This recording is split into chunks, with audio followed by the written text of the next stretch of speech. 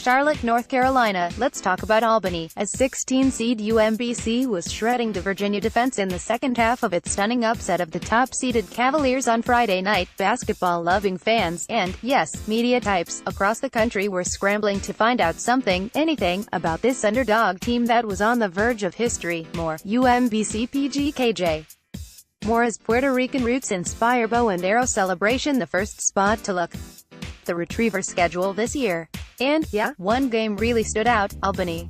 UMBC scored only 39 points in a loss at Albany on Gen. 21. Albany scored 83 in that game. How in the world could a team that scored only 39 points against the fourth-place team in the America East Conference be dismantling the top overall seed in the NCAA tournament?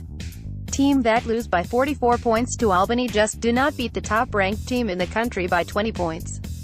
How, the Twitter and TV folks screamed, is that possible? UMBC lost 83-39 to Albany earlier this season.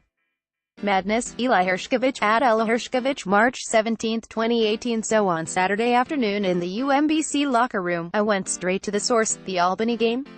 I don't think we prepped that well, Uncle Lamar told me with a grimace. And to be honest, I don't have too many words for that Albany game. That was a tough one. I don't like to talk about it too much, Schlager, how no? 16 UMBC stun no. 1 Virginia in greatest NCAA tournament upset ever for what I'm sure was the first time since that monumental upset happened on Friday night. Lamar had stopped smiling for just a moment. And then, the big grin reappeared. But we made history last night, he said, and that's all that matters. The Retrievers did exactly that, with their 74-54 victory over Virginia. But, ya know, Albany? Really, what happened? It was just a bad game, man, Joe Sherburne told me. We just couldn't do anything right. They were really pumped to play us, and we didn't match their energy. Once they got on a roll, we couldn't stop them. After the game, we knew it was an anomaly. We didn't really even talk about it after the game. UMBC scored just 12 points in the first half and trailed by 24 points at the break. The Retrievers went 2 for 20 from three-point range. They rebounded just 7 of their 37 missed shots. They had 15 turnovers and only 12 assists. We knew we crapped the bed on that one, Sherburne said. Coach Ryan Odom shared that feeling. And so he figuratively took care of the problem with a literal action. Coach Odom just said, "I'm flushing this one down the toilet," Sherburne said. And he said he literally went over and flushed the toilet when we all left. More, UMBC's win earns everyone in U.S. Pizza. That, folks, was one hell of a flush. UMBC is 12-2 after that debacle. One of those wins at home versus Albany on Feb. 18. That 68-60 victory was so much more than just cathartic. I think it definitely helped put things in perspective to know what we needed to do to beat them the next time, Sherburne said. I think that Albany game, the second one when we beat them, was a turning point. That was the first time any of us on the team had ever beat Albany. That was a big one for us to see what we could do.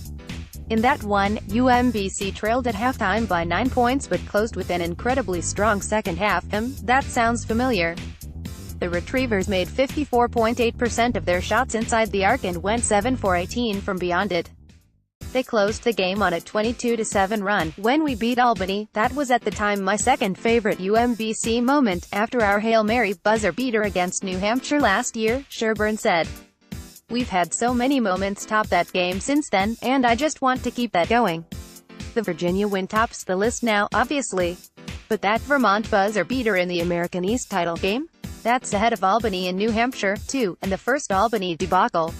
For a couple hours Friday night, that was all the Twitter and TV folks could think about. For the team, though, it's ancient history. It's not about how you start, Lamar said with that grin firmly in place, it's how you finish.